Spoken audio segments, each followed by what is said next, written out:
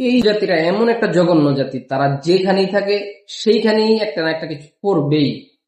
আগে শুনতাম যে তারা ভারতে মুসলমানদের উপর অত্যাচার করে, মুসলমানদের মসজিদ ভাঙে, মুসলমানদেরকে আজান দিতে দেয় না, মুসলমানদেরকে ফসল নষ্ট করে, মুসলমানদের বাড়ি ঘরে আগুন দেয়, রাস্তাঘাটে আটকায় মানুষদেরকে জোর করে শ্রীরামের স্লোগান দেওয়ায়।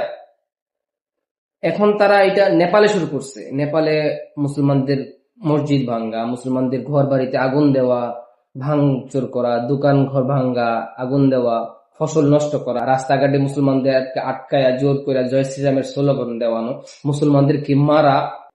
শুধু নেপালে না, এই যে বাংলাদেশ 99% মুসলমানের দেশ বললেই চলে, এখানেও ওরা মুসলমানদেরকে শান্তিতে থাকতে দিচ্ছে না।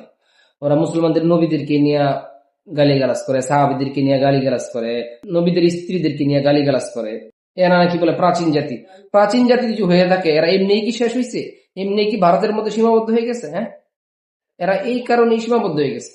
ইন্দোনেশিয়ার মতো একটা বড় দেশ থেকে যে এরা বিলুপ্ত হয়ে গেছে, কারণ কি? কারণ একটাই, এদের জায়গায় যদি এখন মুসলমানরা করতো তাহলে দেখতেন যে মিডিয়া পাড়ায় গড়াগড়ি শুরু হয়ে গেছে যে মুসলমানরা এই করে, মুসলমানরা সেই করে, মুসলমানরা জঙ্গি, মুসলমানরা উগ্রবাদী, এই সেই। নেপালে মুসলমানদের ঘর পড়তেছে, মুসলমানদের মসজিদ পড়তেছে, রাস্তাঘাটে মুসলমানদেরকে আটকায় মারধর করতেছে, কোনো কান্নাকাটি নাই, কোনো কথা নাই।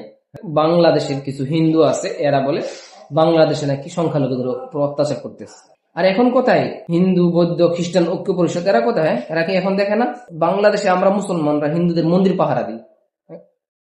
কোন হিন্দু বলতে পারবে যে আমরা রাস্তাঘাটে আটকায় তাদেরকে বলছি যে আল্লাহ আকবার স্লোগান দিই? কখনো বলতে পারবে না কোন হিন্দু। আর এরা বলে আমরা নাকি হিন্দুদের উপর অত্যাচার করি। হিন্দুরা বলতে পারবে যে আমরা কোন মন্দির ভাঙছি, ভেঙে এখানে আগুন দিচ্ছি? বলতে তারা নিজেরাই মন্দির ভাঙতেছে, তারা নিজেরাই মূর্তি ভাঙতেছে, ভেঙে মুসলমানদের নাম দিচ্ছে। কিছুদিন আগে পঞ্চগড়ে এরকম হয়েছে, এরা বলে আমরা নাকি হিন্দুদের উপর অত্যাচার করি, আমরা নাকি সংখ্যালঘুদের উপর অত্যাচার করি।